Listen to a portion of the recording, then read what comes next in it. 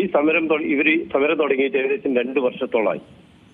2 വർഷത്തോളമായി ഈ ഡയാലിസിസ് സെന്ററിൽ നിന്ന് വരുന്ന വെള്ളം കൊണ്ടാണ് ഈ 14 കിണറ്റിലെ വെള്ളം അശുദ്ധമാകുന്നത് എന്നാണ് ഈ സമരസമിതിക്കാരുടെ ആക്ഷേപം.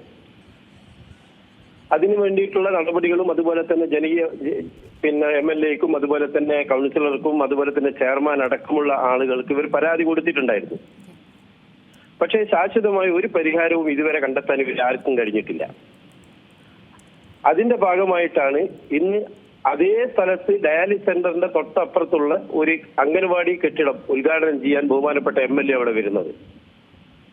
MLA വന്നു. ആദ്യം ഈ സമരക്കാരെ കണ്ടപ്പോൾ MLA തിരിച്ചുപോയി. അതിനുശേഷം ആ സ്ഥലത്തേക്ക് ചെയർമാൻ കടന്നു വന്നു.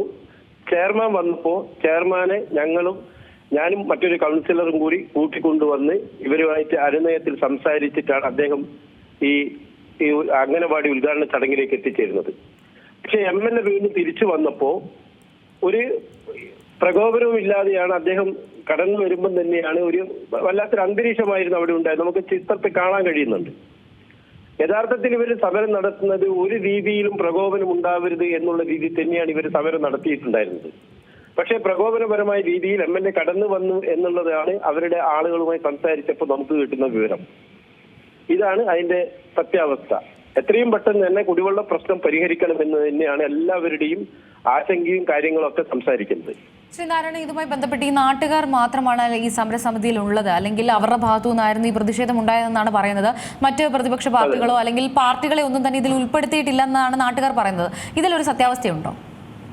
തീർച്ചയായിട്ടും. ഇത് 14 കിണറുകൾ അശുദ്ധമായ വീട്ടിലുള്ള ആളുകളാണ് ഈ സമരത്തിന് മുന്നിലുണ്ടായിരുന്നത്. മറ്റ് രാഷ്ട്രീയ പാർട്ടികളോ അല്ലെങ്കിൽ അതുമായി ഇത് മറ്റുള്ള രീതിയിലോ ഈ സമരത്തെ നമുക്ക് വ്യാഖ്യാനിക്കാൻ കഴിയില്ല. വളരെ സത്യസന്ധമായ രീതിയിൽ അവരുടെ കുടിവെള്ള പ്രശ്നത്തിന്റെ പരിഹാരം കാണണമെന്ന് ആവശ്യപ്പെട്ടുകൊണ്ടുള്ള സമരമാണ് അവിടെ നടന്നത്. ഒരു മുൻ നിശ്ചയിച്ചതുപോലെ തന്നെ കരുതിക്കൂട്ടി തന്നെ ഉള്ള ഒരു പ്രതിഷേധം തന്നെയായിരുന്നു അവരുടെ ഭാഗത്തു നിന്നുണ്ടായിരുന്നത്, അല്ലേ? അല്ല, ആദ്യം ആ സമരം എന്നുള്ളത് ഒരു അക്രമത്തിന്റെ രീതിയിലേക്ക് പോകാനുള്ള ഒരു സമരമായിരുന്നില്ല അത്.